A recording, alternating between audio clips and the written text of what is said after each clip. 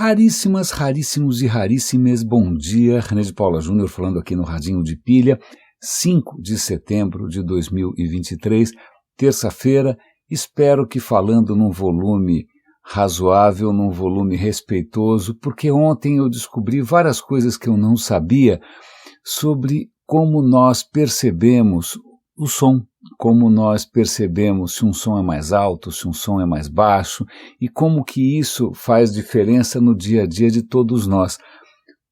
Vamos lá, eu assumo desde que eu comecei a gravar qualquer coisa, né? Lembra, o Roda e Avisa é o meu primeiro podcast, ele que nasceu em 2003, naquela época eu gravava com qualquer coisa que eu tivesse à mão e publicava do jeito que estava. Primeiro, porque eu não tinha equipamento sofisticado. Segundo, porque eu também não tinha muita sofisticação de conhecimento a respeito de como melhorar. Terceiro, porque as ferramentas também eram mais toscas.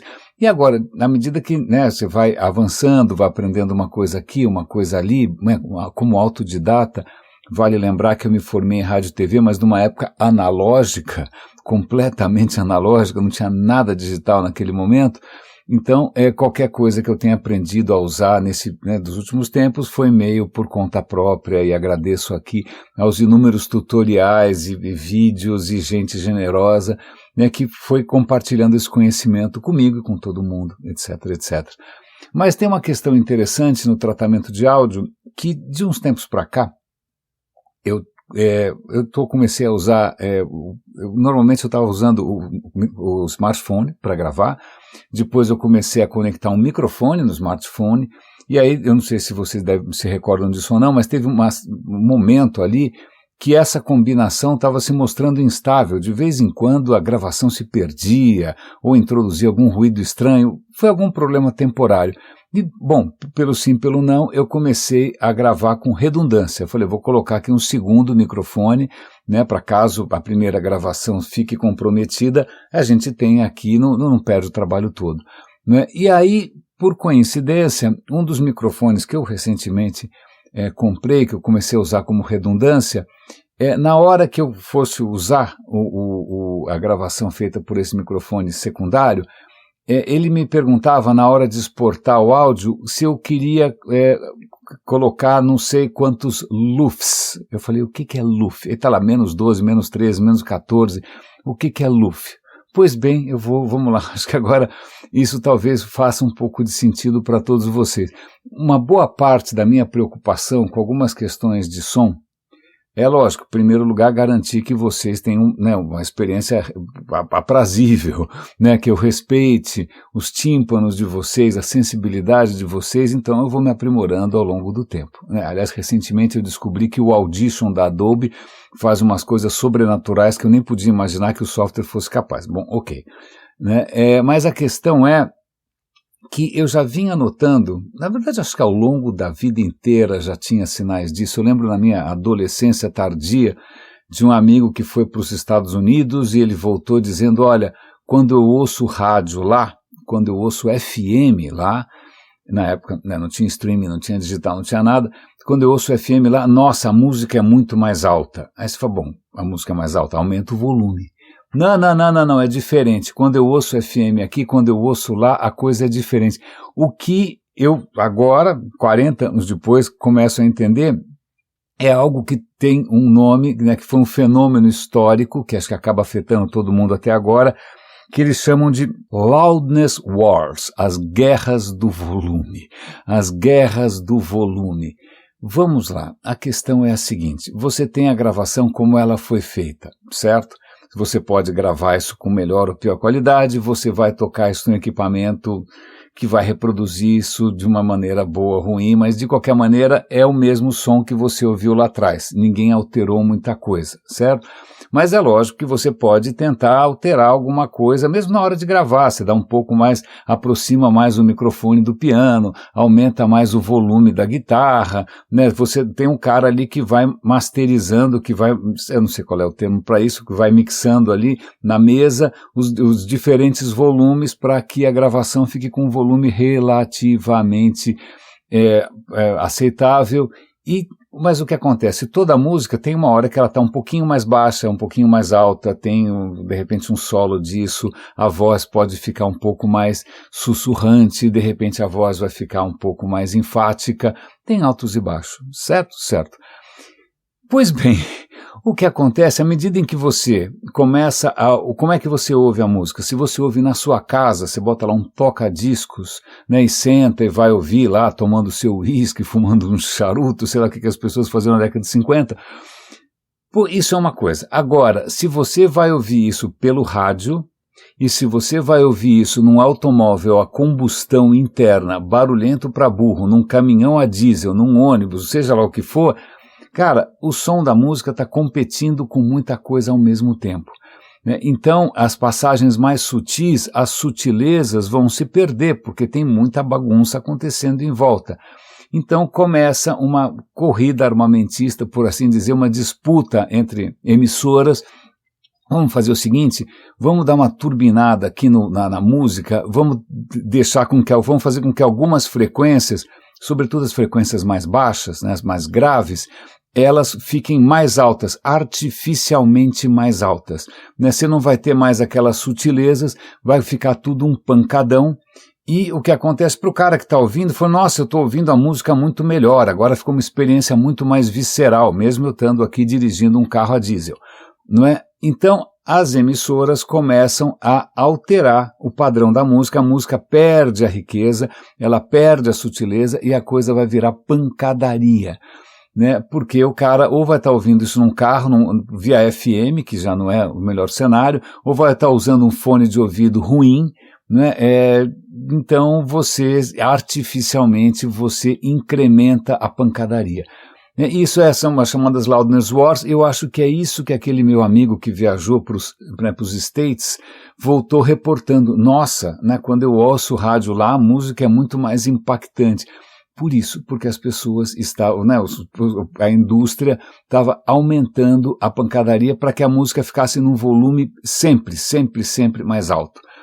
Pois bem, é muito interessante porque, agora também pensando no dia a dia, eu venho notando de uns tempos para cá que quando a gente não assiste muita televisão, tá bom? A gente assiste basicamente 2 canais. Não estou brincando, eu no controle remoto eu tenho um botão lá que vai do canal anterior para o canal atual, do canal atual, ele fica pulando de um para o outro, eu fico pulando entre a Globo News. Quando a gente quer ver TV, a gente liga na Globo News, assiste um pouco de notícia, se não tiver boa notícia, a gente pula para a BBC, assiste um pouco de notícia, se não tiver nada legal, a gente desliga a TV. Ponto, né? A nossa relação com a televisão hoje é essa.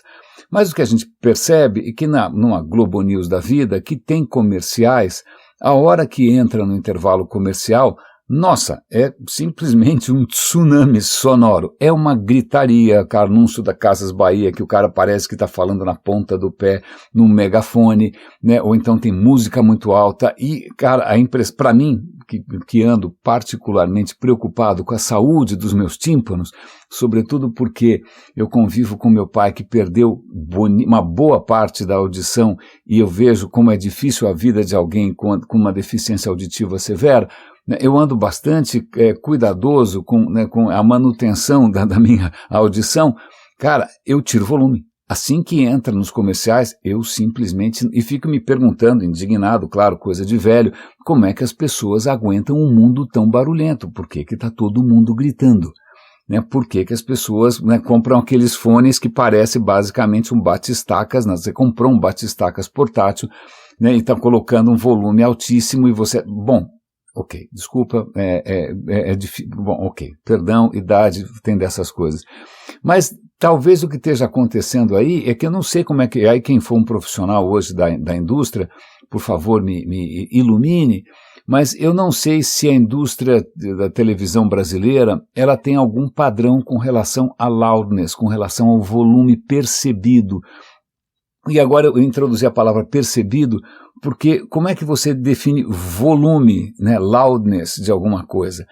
Quando você usa decibéis, e aí existem inúmeros tipos de decibel, é uma selva, tem o decibel assim, tem várias maneiras de você medir o volume do som.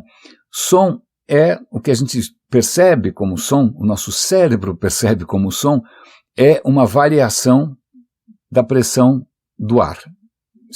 A gente está dentro da atmosfera, alguma coisa acontece, alguém bate uma porta, isso provoca uma vibração que vai se propagando, né? Uma onda que vem se propagando, uma onda de pressão que vem se propagando, atinge o seu tímpano e você interpreta isso como som. Tá, então o som basicamente tem uma pressão, que você pode medir em Pascal, milipascal, essas unidades de pressão atmosférica, de pressão de gás, certo? Então você poderia medir fisicamente a pressão de um som assim, quanto que isso aumenta ou diminui, quanto que isso aumenta temporariamente a pressão num instrumento. Mas não é assim que o nosso cérebro interpreta as variações de pressão. A altura do som percebida, o nosso cérebro faz uns truques estranhos. Em primeiro lugar, o nosso cérebro presta mais atenção nas frequências sonoras que correspondem à voz humana. Quando antes de você ficar velho e surdo, você ouve de 20 Hz, que é um som bastante grave, até 20.000 Hz, que eu não lembro mais como é que é, porque eu passei da idade. Com o tempo, você vai perdendo a sensibilidade às frequências mais altas, mais agudas, mas o cérebro ele vai artificialmente alavancar ou dar destaque para as frequências na faixa da voz humana, que é entre 2 e 5.000 Hz, é uma faixa bastante estreita, não é?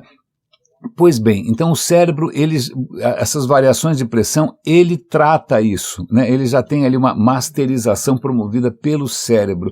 Então a maneira como a gente percebe o som, ela tem que ser corrigida, não adianta medir a pressão que vem de um instrumento, né? Então tem lá já umas curvas, eu vou dar um link aqui para vocês verem essa história, é muito bacana, tem lá umas curvas que mostram, olha, tá bom, para um som grave ser percebido com a mesma altura de um som agudo, você vai ter que levantar um pouco mais o som grave, simples assim, né? Você tem que dar uma distorcida ali para o cérebro perceber da mesma maneira.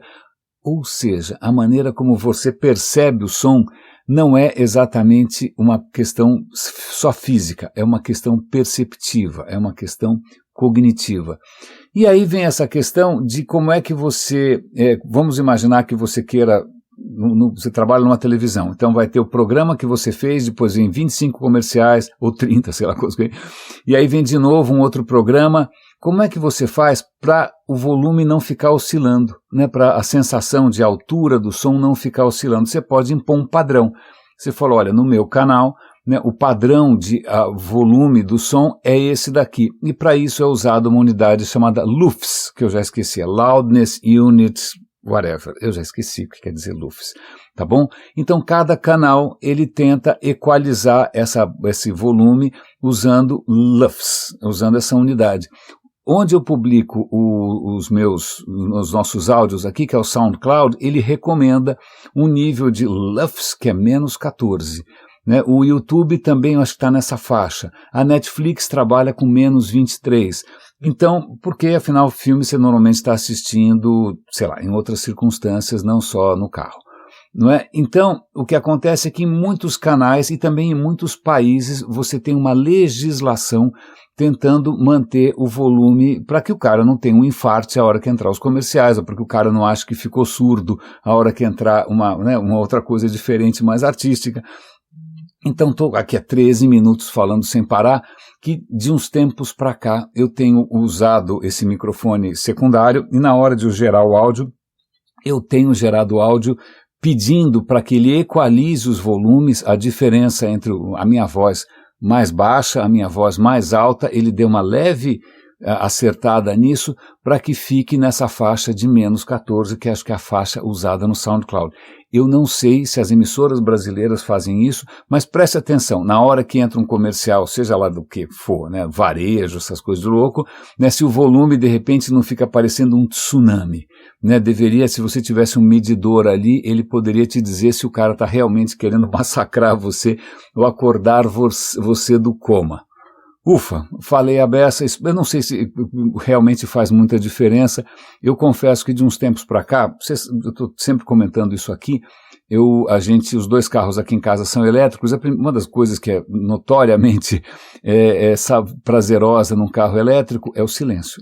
Você não está ouvindo o motor, o carro não vibra, né? Com um carro parado não tem barulho nenhum, com um carro andando tem quase nada de barulho também. Então para você ouvir música, ufa, é muito mais tranquilo, você pode ouvir música com muito mais deleite. E o que eu tenho feito de uns tempos para cá, e aí fica a dica para vocês também, uma coisa que revolucionou o mundo da música foi, obviamente, o MP3, né? Você teve uma primeira revolução, algumas décadas atrás, que foi o CD. De uma hora para outra você não tem o chiado da fita cassete, aqueles estalidos do vinil, que você pega um CD, nossa, a música era espetacular, não é? Mas o que acontece é que hoje você consegue ouvir áudio digital com qualidade superior ao CD. Os CDs são 16 bits, 44 mil Hz, você consegue hoje, tem serviços, tem o Tidal, acho que o próprio Spotify está começando a investir no que eles chamam de áudio de alta resolução, que é um áudio com qualidade superior à do CD. E quando eu digo superior, pode ser muito superior. Né? Lógico, provavelmente a diferença é imperceptível, sobretudo para mim, que já não tenho mais 20 anos. Mas, de repente, vale a pena investir, né? E tem algumas plataformas com a própria Tidal que eles têm um padrão de alta qualidade que eles chamam de MQA, que significa o seguinte, olha, quando você está ouvindo alguma coisa em MQA, ninguém bagunçou com o nível de altura, ninguém equalizou de novo, ela está do jeito que saiu da mesa de gravação. Né? É assim que o artista gostaria que... Perdão, limpando a garganta aqui um pouco. É assim que o artista gostaria que você ouvisse a música. E recentemente nós tivemos, acho que a primeira experiência da pós-pandemia de ir a uma sala de concerto. Eu não sou sofisticado em termos musicais, eu não tenho um super conhecimento, um super repertório de música erudita. Para mim, Bach tá bom, eu vou ouvir Bach até morrer.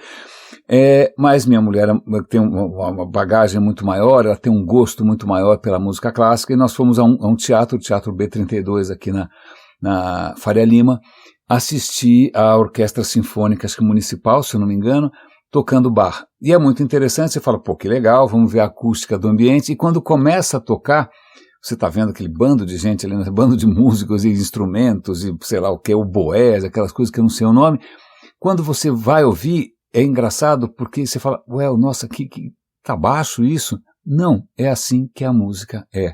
Né? Ela vai requerer de você atenção, vai requerer de você concentração, né? Ela vai requerer silêncio. Então a gente está acostumado a aumentar o volume, né? Fazer aquela coisa que parece que você está dentro da tuba. Não. A música presencial não é assim, né? A música acústica não é assim. Então, ficou aqui essa grande introdução. Eu vou dar link para quem estiver interessado nessa questão do loudness, vou dar link também para esses serviços com a qualidade um pouco melhor, equipamentos, normalmente computadores e smartphones, eles destroem o som para justamente tornar ele um pouco mais, mais impactante. Então fica aqui a dica também para vocês preservarem os seus tímpanos, e o que eu vou dar uma outra dica bastante pessoal, eu carrego na minha bolsa protetor auricular, ponto. Se eu estou num lugar que é muito barulhento, seja um restaurante, seja um show, seja o que for, né, é uma festa de formatura que parece, que na verdade aquilo é uma sessão de tortura, é sadismo puro, essas festas de adolescente, né, eu simplesmente coloco no ouvido protetor auricular. Tem vários tipos, tem protetor auricular, aqueles que realmente simplesmente abaixam o volume todo, você não ouve mais nada, mas tem alguns, para quem tiver interesse, que são específicos para você ir, por exemplo, a um show, né, para você, ele não vai distorcer a música, ele não vai abafar a música, você continua ouvindo a música como ela é, ele simplesmente abaixa o volume de maneira neutra, é o que eu carrego na minha bolsa. Então fica a dica aqui para vocês. E já que eu falei aqui de sadismo, ontem eu ouvi um episódio muito peculiar do The Rest is History, sobre um personagem que eu não sabia muito a respeito, e que é um personagem bastante perturbador. Aliás, eu aplaudo o The Rest is History por ter tido a coragem de se aproximar de uma figura tão polêmica, que é o Marquês de Sade. Marquês de Sade, daí que vem o termo sadismo. Sadismo é quando você gosta de infligir dor, né, quando você gosta de provocar o sofrimento, né, mais ou menos o que a família Bolsonaro, essas coisas assim, os caras gostam de ver as pessoas sofrendo, não é? Pois bem, Marquês de Sade, o que eu sabia a respeito? Quase nada, né, quase nada, eu vou dar obviamente o link, como sempre, o link está no radinhodepilha.com, está na descrição do episódio, todos os links estão sempre lá, no nosso canal, no Telegram, no Spotify, tanto faz, não é? Mas o que é interessante é que o Marquês de Sade teve uma vida tão inacreditável. Eu sei que já houve filmes, né, já fizeram obras, sei lá, você deve ter talvez visto uma coisa ou outra. Eu acho que o próprio Pasolini, Pier Paolo Pasolini, aquele cineasta italiano, fez um filme chamado Salò, que tem a ver um pouco com a questão de Sade.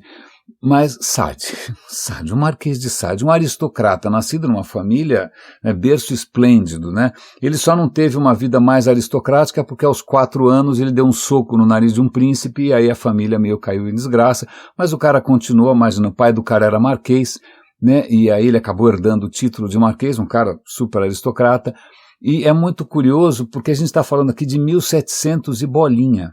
1700 e bolinha. Certo? Certo. Muito tempo atrás.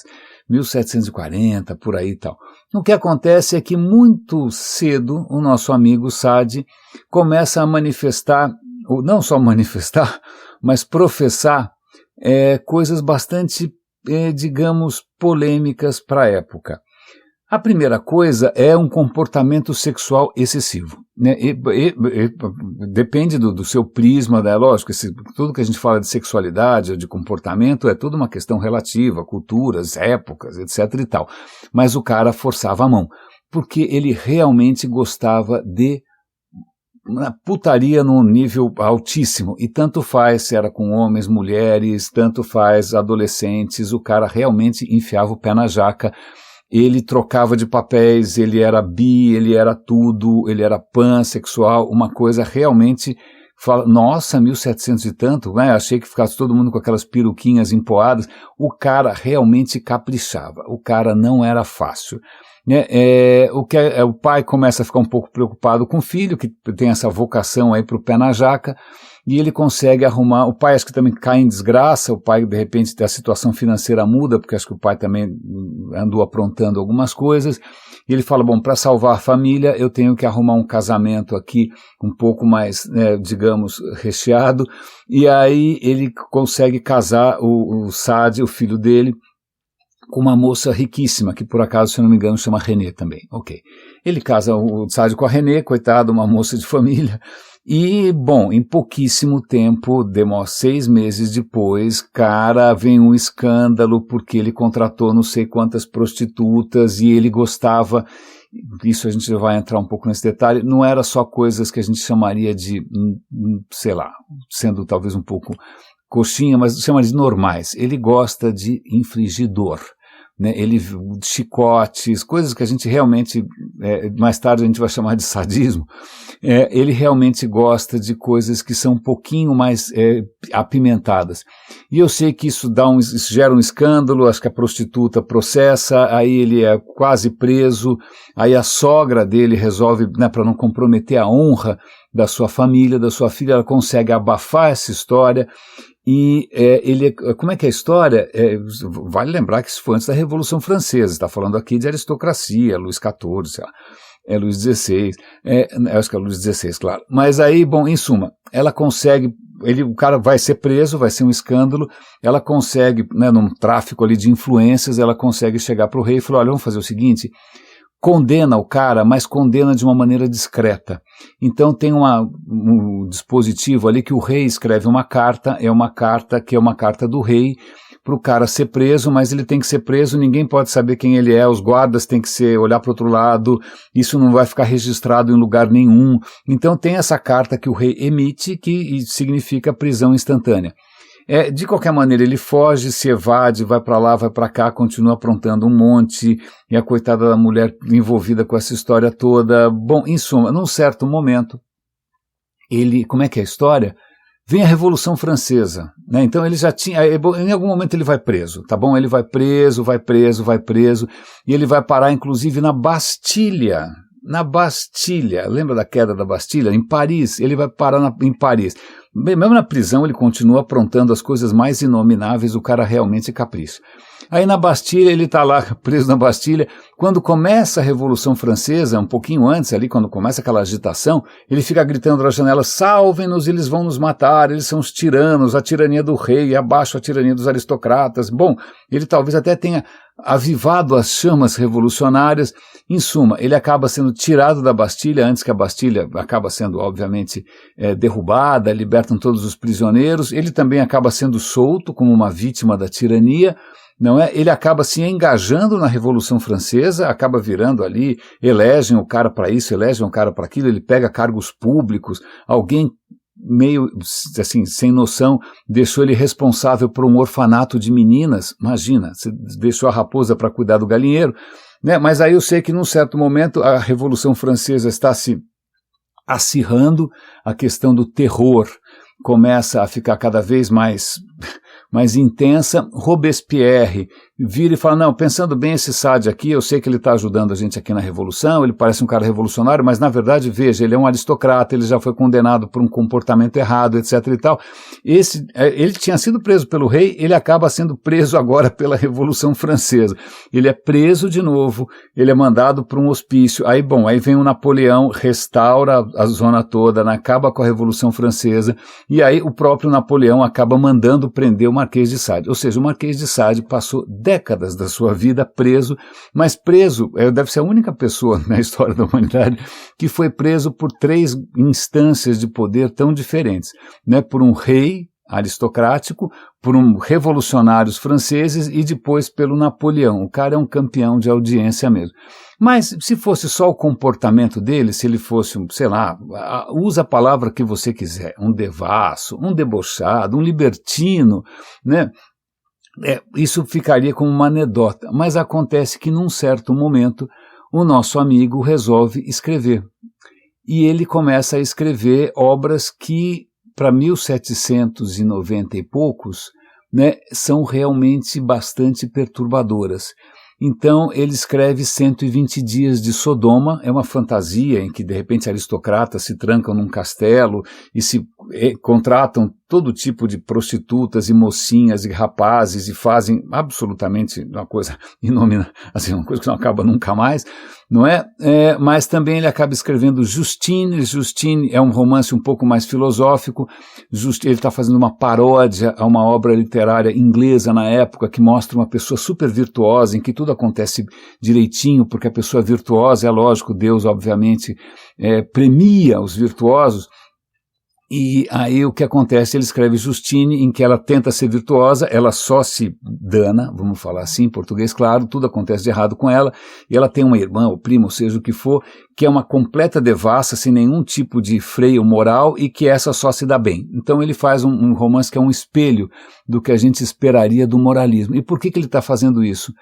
Porque ele é um cara muito bem formado e ele consegue filosofar a respeito. Então ele acaba sendo influente nos séculos seguintes e, curiosamente, ele acaba sendo cultuado, né? Algumas vertentes da esquerda, nos anos 70, sei lá, Michel Foucault, Camille Paglia, vão achar que o Marquês de Sade foi alguma figura admirável por alguma razão, esquecendo, obviamente, que ele usou e abusou de menores e de gente pobre, que ele pagou e que era um aristocrata. Mas por que de repente a esquerda, ou seja quem for, vai tentar cultuar o Marquês de Sade? Porque o Marquês de Sade, ele, muito cedo, ele começa a se interessar por uma certa visão de mundo que é bastante contrária à moral vigente. Ele vai repudiar, sobretudo, a moral cristã. Ele não vai nem questionar se Deus existe ou não, se Cristo existiu ou não, o pombo, os santos, não, tanto faz. A questão da crença e da fé para ele é secundária. O que realmente pega para ele são os valores, o que ele chama de valores cristãos, que ele acha que aquilo é uma coisa medonha, pavorosa, equivocada, porque o que ele vai insistir, resgatando um pouco do pensamento grego, é se o mundo é essencialmente material, se não existe nada transcendente, né? Se o mundo é feito de átomos e moléculas, etc. e tal, por que a gente vai lembrar também, isso eu acho que é muito importante, Em 1700 e bolinha, o mundo já tinha descoberto as Américas, por exemplo. E nas Américas você tem outras culturas completamente diferentes, você tem vários povos originais, e aí começam a chegar na Europa, inclusive ideias, sei lá, um pouco fantasiosas sobre como esses povos originários vivem, né? Eventualmente canibalismo, liberdade sexual, sei lá o que, culto a isso, culto àquilo. E ele fala, olha, essa história de que existe uma moral universal é furada, não faz sentido. Né? Uma moral que teria sido ditada por não sei quem, não sei aonde. Não, a moral a moral é livre, a moral, ele começa a advogar por uma liberdade do indivíduo, pelo respeito às suas próprias paixões. Ele fala, olha, se você tem desejo assim ou assado, cara, por que não? Né? Esse desejo é natural, é tudo natural. Se veio da natureza, ele é natural. Então, começa com uma pegada um pouco libertária, uma pegada bastante moderna, por assim dizer. Ele está simplesmente jogando, aliás, com bastante ênfase. Né? Ele acaba sendo preso várias vezes, nem tanto pelo comportamento sexual, porque aristocratas aprontavam um monte de coisas, mas porque ele é um iconoclasta. Ele vai fazer coisas com a cruz, e com o crucifixo, e com Cristo, e com coisas sagradas. Ele, de propósito, ele vai fazer coisas que são simplesmente assintosas, né? Ele vai usar de maneiras realmente muito criativas, ou destrutivas, melhor dizendo, né? Símbolos sagrados, porque ele tem ódio da moral cristã. Então ele vai ter, com esse ódio da moral cristã, ele vai propor essa liberdade total, liberdade completa, mas aí ele não para, aí que vai a história. Se você começa a ler, e aliás eu nunca li, aliás o próprio historiador fala, eu não consigo ler até o final, eu não consigo, é tão desconcertante, é tão provocativo, é tão cruel, né, que eu não consigo ler até o final, não só pela questão filosófica, mas também pelo comportamento sexual. Tem coisa ali que realmente não dá, é escatológica, é perversa, mas eu não consigo. De novo, isso escrito em 1700 e bolinha, certo? Um pouquinho antes do século XIX. Pois bem, mas esse legado filosófico, porque ele realmente insiste do ponto de vista filosófico nessa liberdade extrema, ele vai, como é uma pessoa, ele é cruel por natureza, é uma pessoa que tem um estranho envolvimento com a dor, ele vai levar isso às últimas consequências. Então ele vai quase defender genocídios dos mais fracos, genocídios disso, genocídio daquilo, né? Talvez porque, e é isso, não vamos querer relativizar, mas é importante, ele foi, para tentar consertar esse menino, colocaram num colégio de jesuítas, em que não só você tinha aquela austeridade, aquele controle, mas você tinha punições físicas, você apanhava. Né, depois tentaram colocar o cara no exército, onde também, digamos que essa questão da disciplina, essa questão da dor, essa questão da crueldade, da falta de empatia, também é quase que uma virtude. Então talvez isso tenha marcado o pensamento dele, e quando ele pensa nas suas fantasias ou nas suas filosofias, ele acaba propondo uma sociedade de extrema crueldade. Né? Vale lembrar que a própria Revolução Francesa, acho que é por isso que ele acaba se envolvendo, um dos desdobramentos da Revolução Francesa é que, ok, vamos abrir mão, né, de qualquer coisa transcendente, vamos ser a era da razão e vamos ser a era da virtude. Né? Só que aí, ok, se você tem uma virtude só, que é uma virtude universal, porque afinal são os direitos universais do homem, como é que você lida com o desvio? Como é que você lida com aquele que não segue a virtude? O que a Revolução Francesa faz é cortar a cabeça das pessoas. Né? Então você tem um terror em nome da virtude, né? Uma completa intolerância, com uma sociedade de controle por conta da crença que você está defendendo um valor universal. Ok, então uma das coisas que fica transparente ali no texto é que esse pensamento do Sade, que é perverso, que vai a consequências que são realmente monstruosas, né, ele talvez tenha influenciado coisas que vieram depois. Né, o totalitarismo, tanto do nazista quanto de Stalin, né, massacres horrorosos, sociedades de controle, abusos mil, ele acaba sendo usado da mesma maneira que totalitarismos usaram, por exemplo, de uma maneira torta Darwin, né, porque imagina, Darwin, tratadinho, ele não falou na seleção do mais forte, Não, ele não falou nessa coisa do mata-mata, seja lá o que for. Não, né? Na verdade foram estudiosos do darwinismo, o primo dele, o sobrinho dele, o amigo dele, que foram usar essas ideias de uma competição cruel, onde a força prevalece. Não é essa a ideia do Darwin, nunca foi. Darwin é um cara muito mais moderado. A ideia da seleção natural não é uma seleção cruel, nem forte, nem nada, né? Mas essas ideias de pseudocientíficas, né, de uma seleção pela força, né, quem tem que vencer são as raças superiores, se junta a isso também com uma leitura torta do Nietzsche. Nietzsche também vai atacar os valores cristãos. Nietzsche também tinha horror aos valores cristãos, mas vão pegar uma parte do Nietzsche que também tem a ver com a crueldade, com a violência. Isso acaba sendo o tempero, ou quase o fundamento, de muitas mentalidades, ou de ações, ou de políticas que marcaram sobretudo o século XX. Né, marcaram ali o primeiro colonialismo, né, as atrocidades que a civilização, em nome da civilização, a gente fez na África, fez nas Américas, e também as atrocidades que foram feitas em nome do regime comunista, em nome do regime nazista. Né? Então é um legado muito perturbador. Curiosamente, a esquerda já chegou a venerar esse cara, porque achou que ele era o ápice, ou pelo menos um dos pioneiros da questão libertária, do individualismo, né, da relatividade da moral, etc, etc, etc.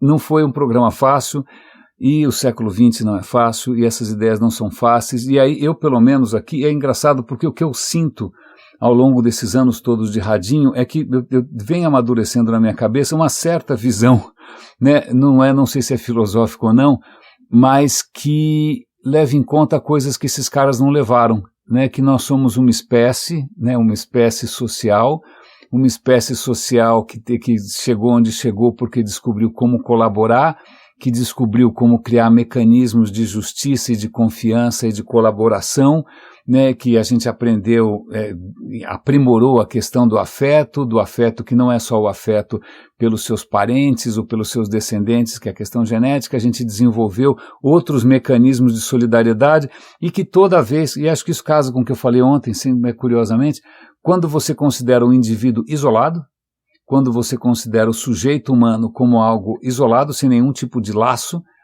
isso leva a coisas monstruosas, né? Quando você esquece, então não é questão de fazer uma oposição entre o individualismo materialista e alguma coisa sagrada que veio não sei de onde. Não, para mim, acho que você não precisa de, sei lá, homens barbudos, né, misóginos, não. A nossa, você tem explicações perfeitamente razoáveis, né, materiais inclusive, para nós sermos solidários, para nós sermos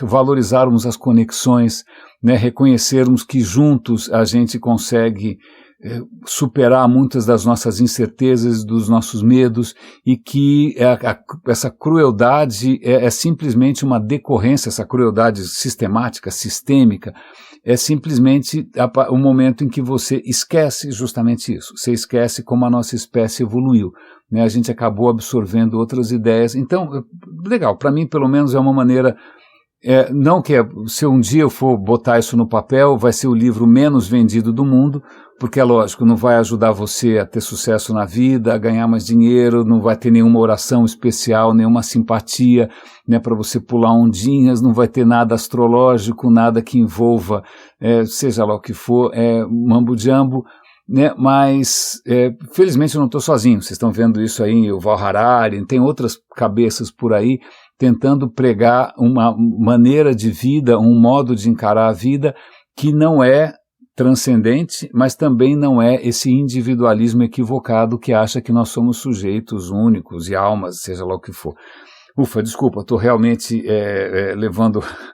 Desculpa, me empolguei. Né, mas já que eu tinha mencionado aqui totalitarismos e falei de militares, é sempre bom falar mal de militares, né? Meu sonho, se eu tivesse uma varinha de condão, eu acho que um gênio da lâmpada, na primeira coisa seria fazer com que os militares, sei lá, virassem todos jardineiros, né? Mas teve um momento aí que um militar, felizmente, não surtou, né, não se deixou levar, e salvou o mundo. Não salvar, ou pelo menos evitou que o mundo acabasse pela nossa completa incompetência. Tá bom, crise dos mísseis de Cuba, 62, eu nunca lembro direito a data, foi antes de eu nascer. O que acontece é que, acho que foi o Khrushchev, não foi? O Khrushchev é o cara que veio depois do Stalin, outro maníaco. Né? O cara estava lá, ele viu que os americanos tinham bases militares ali na Europa, e falou, pô, isso não é legal, eu não tenho nenhuma base militar perto dos Estados Unidos, eles podem bombardear minha cabeça, eu não posso bombardear a cabeça deles. E aí ele se aproxima de Fidel Castro que em princípio, era um revolucionário sem grandes predileções, aí de uma hora para outra vira comunista roxo, porque a Rússia obviamente está bancando a ilha obviamente não para em pé sozinha, ela só vai parar em pé por conta da ajuda da União Soviética durante muito tempo, e o Khrushchev falou, olha, é o seguinte, vamos fazer um trato, eu vou colocar ali no seu quintal uns mísseis, né, uns mísseis nucleares, que aí eu aperto um botão e em 2 minutos eles caem em cima dos Estados Unidos e eles não vão nem saber o que aconteceu. Né? Pois bem, a Rússia, a União Soviética, estava colocando mísseis atômicos, ia colocar mísseis atômicos em Cuba, que é do lado ali dos Estados Unidos, né? E os Estados Unidos já tinham mecanismos de vigilância, imagens, etc. E os caras percebem isso, o Kennedy fala, pelo amor de Deus, para com essa história, tira daí, o que você está fazendo botando essas coisas no meu quintal? A coisa vira quase que um conflito armado, porque aí, obviamente, a Rússia, a União Soviética coloca toda a frota para proteger essa história toda, os aviões ficam de prontidão, os mísseis ficam de prontidão. Naquele momento, o mundo poderia ter acabado. Simples assim, não estou brincando. A gente não estaria, nem eu teria nascido, não teria nem dado tempo, né? Porque a gente chegou a uma distância ridícula dos caras apertarem os botões, porque ficou aquele impasse para ver quem tinha um pinto pequeno, bom, em suma.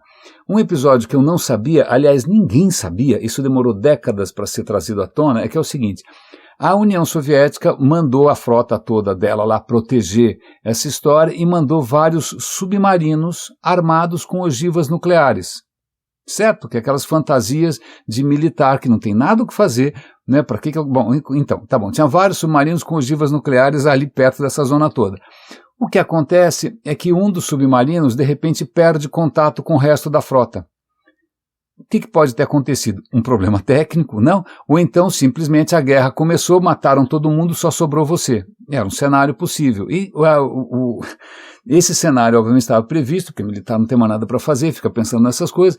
Então, vamos fazer o seguinte, se os caras já realmente começaram, a gente tem as nossas ogivas nucleares aqui, a gente lança. Vamos lançar essas ogivas nucleares agora mesmo, porque, pelo visto, a guerra começou, a gente vai morrer aqui, mas pelo menos a gente morre de um jeito glorioso. Coisa de militar. Mas acontece que para disparar esses mísseis, o protocolo exigia a unanimidade entre 3 oficiais. 3 oficiais tinham que concordar. E um cara aqui, agora já esqueci o nome dele, vamos achar o nome desse maluco, Akilov, cadê o nome desse cara? O cara que salvou o mundo. Vasily Arkhipov, tá aqui o bonitão, com queixo quadrado, tá, um tipo viril. O Arkhipov falou, não vamos lançar nada, pode ser alguma outra coisa. Ele se nega a lançar o torpedo nuclear, e aí o que acontece é que, bom, em suma, o que não acontece foi o fim do mundo, porque esse cara, né, na verdade o que estava acontecendo foi o seguinte, os americanos perceberam um dos submarinos e começaram a tentar forçar esse submarino a subir. O que você faz quando você tenta forçar um submarino a subir? Você começa a lançar cargas, não para destruir o navio, o submarino, você não está tentando destruir, mas está tentando forçar o cara a subir. Então, eles estavam sendo atacados, mas não era um ataque de verdade, era simplesmente, sai daí, vem para cá, para com isso. Né? Era para tentar dissuadir, era um esforço de dissuasão. Né? Aliás, eu vou fazer um parêntese aqui, em 2011 eu fui para a Singularity University e ela fica no campus da NASA, ali em Mountain View. E no campus da NASA tem uma pista de pouso gigante e tem um hangar gigante que era usado para fazer dirigíveis. Amanhã a gente fala de dirigíveis, tá bom? E, bom, legal, tem um hangar ali, tem um museu dos dirigíveis e tal, e na pista tinha um avião que durante a Guerra Fria foi importantíssimo, ele estava sendo restaurado, eu fui até lá, visitar, podia visitar, você paga um troco lá, vai visitar, e estava lá um americano altão, assim, com aquela cara de americano, com a jaqueta de aviador, uma jaqueta super legal. Eu conversei um tempão com ele. Ele, durante anos e anos, ele pilotou aquele avião, trabalhou naquele aquele avião ficava monitorando as águas, né, os oceanos, por submarinos, né, e como é que você faz? A coisa é completamente insana. Você lança na água, você está no avião, você joga da água microfones com rádio. Você lança os microfones e dentro do avião tem um cara com um fone de ouvido, com os equipamentos ali de áudio, tentando identificar pelo som o tipo de submarino que está debaixo d'água. Existia gente ali que era capaz de detectar o tipo de submarino russo pelo som, né? E caso eles detectassem um submarino russo, eles voltavam com o avião e aí eles jogavam cargas explosivas só para mostrar para o submarino, falou, cara, a gente percebeu que você está aí, sai daí. Ele fez isso durante décadas, eu tenho foto com esse personagem, acho que eu vou tentar colocar essa foto no nosso canal no Telegram, caso alguém queira ver esse cara que ficava ali apavorando submarinos russos. Ou seja, a questão era real, a questão era absolutamente real. E, bom, como é que a gente... Bom, esse cara, você fala, nossa, esse cara foi esse Akilov, como é que chama? Arkhipov, é um herói, né? Não, foi recebido com vergonha, porque os militares achavam que você tem que voltar morto, né, que você tem que morrer em combate, aquela coisa estúpida de Esparta, essa coisa estúpida da mitologia nórdica, que você tem que morrer, é a única morte, o único jeito glorioso é morrer em combate, né, mesmo que você tenha começado a Segunda Guerra Mundial, a Terceira. Mas esse cara foi recebido com vergonha, ele só foi reconhecido como herói décadas depois. Então essa história ninguém conhecia. Então veja, que bom que ainda de vez em quando, né, tem alguém com bestunto, com bom coração, né, alguém que não vai seguir ordens cegamente, alguém que não acha que a morte é justificável, que não é um sádico maluco, não é? Então obrigado, Arkhipov, por ter salvado a gente está aqui para contar essa história, porque o mundo já quase acabou. Então amanhã a gente comenta essa história dos dirigíveis, é uma história bastante interessante.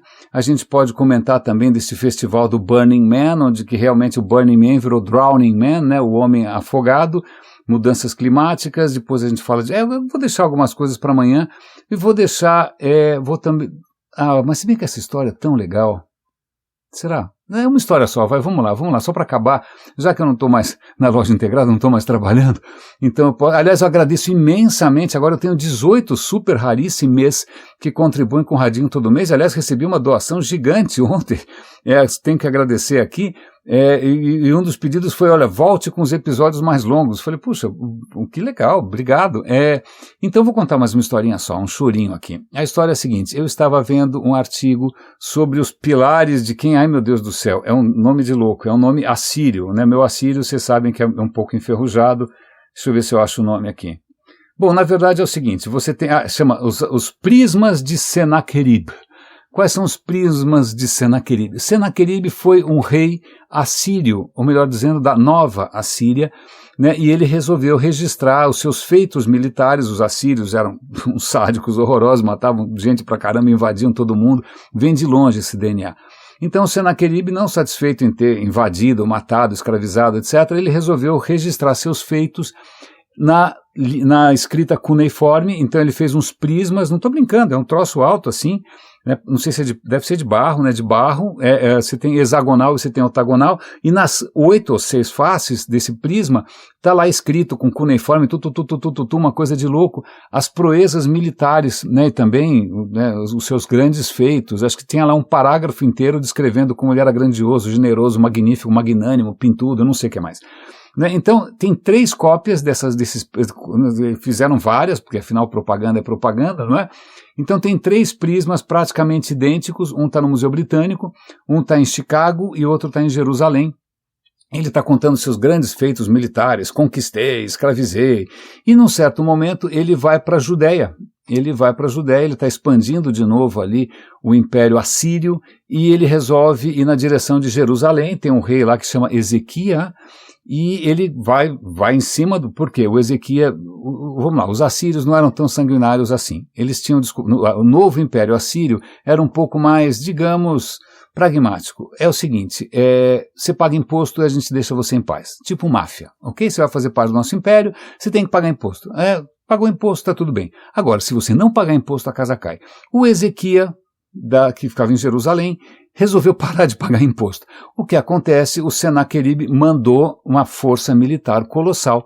Isso está registrado nesses prismas. Ele destruiu, ele invadiu 46 cidades muradas, né? O Ezequias tinha ali todo um reino, claro, e o Senaqueribe veio vindo, conquistando todas, até que ele chegou em Jerusalém, e aí vem duas vertentes. Se você acreditar no Velho Testamento, que registra essa passagem, vai dizer que, inclusive, o Ezequias era um rei magnífico, magnânimo, maravilhoso, e que ele estava prestes a ser invadido pelo Império Assírio, mas uma intervenção divina salvou o povo de Israel, né? Deus, nessa hora, resolveu fazer alguma coisa e salvou o dia. Que coisa maravilhosa, mais uma prova de que é um povo eleito, etc, etc, etc. Deus dando pitaco, né, em conflitos militares, etc. Ok? Isso é o Velho Testamento. Agora, se você for ver os prismas de Senaqueribe, a história é um pouco diferente. O que acontece é que depois do cara simplesmente arrasar 46 cidades e fazer 200.150 prisioneiros que vão ser escravizados, era isso que os assírios faziam, eles levavam a população embora para escravizar. A hora que chega em Jerusalém, o Ezequias amarela e paga o tributo. Faz um acordo, tô o ouro aqui, o ouro do templo, o ouro de tudo, o que você quer? A minha filha também, leva a minha filha, mas deixa a gente em paz. Então, digamos que não é exatamente uma intervenção divina, foi uma intervenção de bom senso, de pragmatismo, ele simplesmente arregou, né, e capitulou, vamos chamar assim, para não ficar uma coisa muito vergonhosa, e aí nosso amigo Senaqueribe voltou para trás e contou a história nesses 3 prismas, caso você leia cuneiforme. Não, mas eu estou falando sério, assim, eu agora fiquei com vontade de ir pelo menos em algum desses 3 museus para ver isso de perto. Eu me lembro quando eu vi, sei lá, o Código de Hammurabi, né, no Museu Britânico, quando eu vi a Pedra de Roseta, também está no Museu Britânico, né, isso é de chorar, né? Isso é absolutamente de chorar. Mas o que eu achei interessante são 2 tipos de registros sobre o mesmo evento, sobre o mesmo fato, né? Mas com versões, digamos, às vezes um pouco mais fantasiosas, né? Ou não, né? Mas de qualquer maneira todo mundo ali tentando registrar para a eternidade a sua própria glória, mesmo que em detrimento da verdade histórica. Histórias privilegiando histórias, não é? Raríssimas, raríssimos e raríssimas, muito obrigado pelo apoio extraordinário financeiro esse mês, agradeço. Temos agora 18 super raríssimas, cuidem-se por favor, um grande abraço e até amanhã.